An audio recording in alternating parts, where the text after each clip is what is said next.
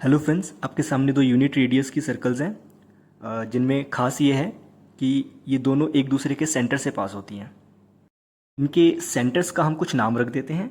इसके सेंटर का नाम से O1 और दूसरे वाले सर्कल का सेंटर का नाम O2। ठीक, इस पॉइंट का नाम O2। तो आज के वीडियो में infinite sequence of real numbers और उसकी ज्योमेट्री को हम कनेक्ट करने वाले हैं।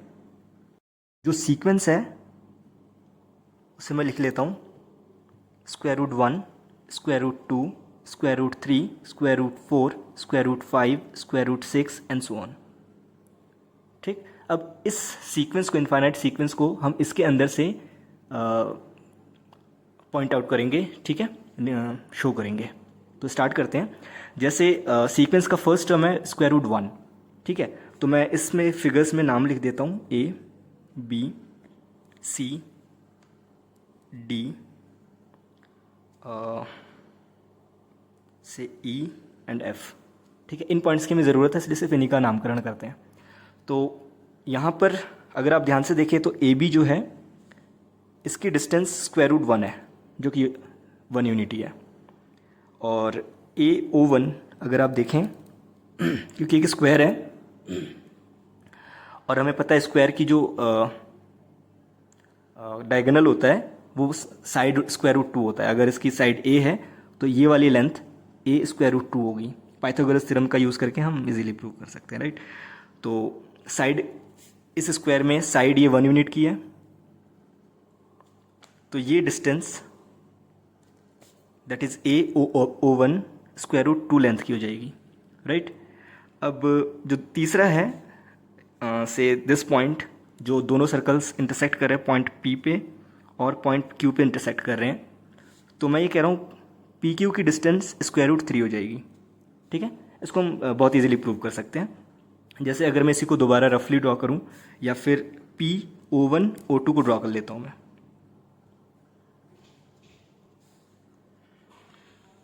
और अगर ध्यान से देखा जाए ये डिस्टेंस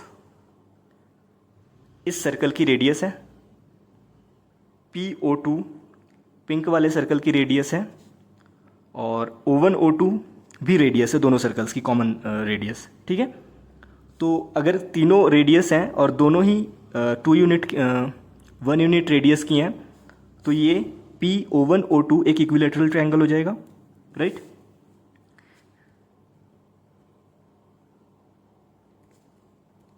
ठीक है, अब मैं यहाँ से परपेंडिकुलर बाइसेक्टर ड्रॉ करता हूँ। सपोज ये M है पॉइंट, क्योंकि ये रेडियस है और इस सर्कल की रेडियस 1 यूनिट थी, तो PO1 की डिस्टेंस भी 1 यूनिट हो जाएगी। तो ये डिस्टेंस 1 यूनिट, ये डिस्टेंस भी 1 यूनिट और ये पूरी डिस्टेंस 1 यूनिट। बट O1 से लेके M तक की डिस्टेंस 1/2 आधी, क्योंकि परपेंडिकुलर बाइसेक्टर है, ये इक्विलैटरल ट्रायंगल है, यहाँ से तो हाफ ऑफ डिवाइड हो जाएगा, राइट। तो ये डिस्टेंस कितनी हो जाएगी PM। पाइथागोरस थ्योरम यूज़ करेंगे क्योंकि यहाँ पे राइट एंगल बन रहा है, तो वो आ जाएगी √1 squared minus 1/2 squared, that is √3/2। ठीक, तो P से M तक की डिस्टेंस आ गई √3/2। P से लेके M पॉइंट हमारा यहाँ था, ठीक है, जो बीच में हमने ड्रॉ किया था, M था यहाँ तक, तो √3/2 यहाँ तक है। ये इतनी सी डिस्टेंस √3/2 है। तो ये पूरी डिस्टेंस कितनी हो जाएगी, उसकी ट्वाइस हो जाएगी। तो PQ की डिस्टेंस कितनी हो जाएगी, यहाँ से इंप्लाई करता है 2 टाइम्स PM, दैट इज √3। ठीक, तो PQ की डिस्टेंस √3 है। नेक्स्ट PQ की डिस्टेंस आ गई, तो फर्स्ट टर्म आ गया, सेकेंड टर्म, थर्ड टर्म आ गया, अब √4। अब √4 का मतलब हुआ 2, तो यहाँ से DE की डिस्टेंस 2 हो जाएगी पूरी, ये डिस्टेंस 2, तो DE की डिस्टेंस हो गई √4। ठीक, अब नेक्स्ट टर्म है √5। तो √5 कैसे बना सकते हैं, ये डिस्टेंस हो गई 2, ये डिस्टेंस 1, तो ये डायगोनल कितनी हो जाएगी, मतलब इस रेक्टेंगल की डायगोनल।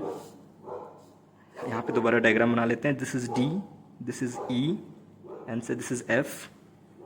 ये डिस्टेंस 2, ये डिस्टेंस 1, तो ये distance by Pythagoras theorem this square plus this square, इसका स्क्वायर 4 प्लस इसका square 1, that is square root 5। तो ये डिस्टेंस स्क्वायर रूट 5। तो डी एफ की जो, सॉरी लाइन टेढ़ी हो गई, डी एफ की डिस्टेंस हो गई स्क्वायर रूट 5। ठीक है, अब नेक्स्ट है स्क्वायर रूट 6। ठीक है, अब यहाँ पर स्क्वायर रूट 6 इस पैटर्न में आगे नहीं बन पाएगा। ठीक है, तो उसके लिए हम एक दूसरी टेक्निक यूज़ करते हैं। उसके लिए थोड़ा सा एक प्रीवियस थिंग देख लेते हैं कि ये सीक्वेंस एक दूसरे मेथड से भी बनाई जा सकती थी, 2 सर्कल का यूज़ किए बिना, और वो बहुत ज़्यादा ईजी तरीका है। तो मैं स्क्वायर रूट 6 के आगे उस ट्रिक से इस सीक्वेंस को कंटिन्यू कर सकता हूँ। तो पहले वो ट्रिक देख लेते हैं, और उस ट्रिक में मैं 1 से स्टार्ट करने वाला हूँ। ठीक है, ट्रिक जो है अपने छोटी क्लास में भी पढ़ रखा है। ठीक है, तो देख लेते हैं। जैसे मान लीजिए ये 1 यूनिट की कोई लेंथ है। ठीक है, ये 1 डिस्टेंस है, 1 यूनिट। अब इसी डिस्टेंस की एक और लाइन ड्रॉ कर लीजिए परपेंडिकुलर। तो ये डिस्टेंस हो जाएगी square root 2 Pythagoras theorem use करके। तो हमारे पास आ गया 1 and then square root 2। Now next क्या करना है, इस 2 को बेस बनाइए और यहाँ से परपेंडिकुलर लाइन ड्रॉ कीजिए 1 यूनिट की। ठीक, और फिर ये डिस्टेंस निकाल लीजिए, ये डिस्टेंस हो जाएगी स्क्वायर रूट 3 की। ठीक, बाय पाइथागोरस थ्योरम। अगेन इसको परपेंडिकुलर बनाइए और इसको 1 यूनिट से और एक्सटेंड कीजिए। अब यहाँ से फिर ड्रॉ कीजिए तो ये स्क्वायर रूट 4 सेम, फिर 1 यूनिट की बनाइए और परपेंडिकुलर वे में 1 यूनिट की बनाइए। अब जो ये लाइन अभी नहीं बनाई है, ये स्क्वायर रूट 5। नेक्स्ट फिर से 1 की बनाओ परपेंडिकुलर तरीके से, तो ये स्क्वायर रूट 6।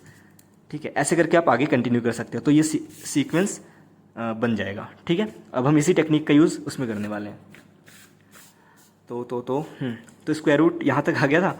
अब इसी पैटर्न को आप आगे उस वे में कंटिन्यू कर सकते हैं और ये सीक्वेंस आगे फॉलो हो जाएगी। ठीक, तो रफली अगर पूरे को मैं कलेक्ट करूँ तो हमारे पास जो फाइनल फिगर बन रहा है वो कुछ इस तरह का है कि पहले 1 यूनिट का था, एंड देन यहाँ से डायगोनल ड्रॉ किया तो वो स्क्वायर रूट 2 का बना, ये 1 then square root 2, and then यहाँ से स्क्वायर रूट 3 का था, एंड देन पूरी डिस्टेंस स्क्वायर रूट 4, और फिर इसका ये वाला स्क्वायर रूट 5। अब ये स्क्वायर रूट 5 तक बन गया। अब स्क्वायर रूट 6 के लिए हमें पिछली टेक्निक का यूज़ करना, जो भी बताया मैंने। तो आप यहाँ से एक्सटेंड करना चाहो, यहाँ से 1 यूनिट की बना लो फिर ज्वाइन करो, वो स्क्वायर रूट 6 बनेगा, या फिर यहाँ से 1 यूनिट की ड्रॉ करो फिर ज्वाइन करो, वो स्क्वायर रूट 6 का बनेगा। तो मैं कहीं से यहाँ से ड्रॉ करता हूँ। ये जैसे 1 यूनिट है, ड्रॉ करेंगे तो ये नई डिस्टेंस स्क्वायर रूट 6, फिर से एक परपेंडिकुलर, हाँ ये परपेंडिकुलर ड्रॉ करेंगे तो अब ये बना स्क्वायर रूट 7 का, फिर परपेंडिकुलर ड्रॉ किया 1 यूनिट का तो अब ये स्क्वायर रूट 8, फिर परपेंडिकुलर 1 यूनिट का बनाया तो स्क्वायर रूट 9 जो कि 3 है। सेम इसी वे में आप आगे फॉलो कर सकते हैं। तो अब ये सीक्वेंस धीरे धीरे से बड़ी होती जाएगी बहुत ज़्यादा, और बहुत ही खूबसूरत पैटर्न बनता है ये। ठीक है, आज जितना ही है वीडियो में। Thank you so much for watching.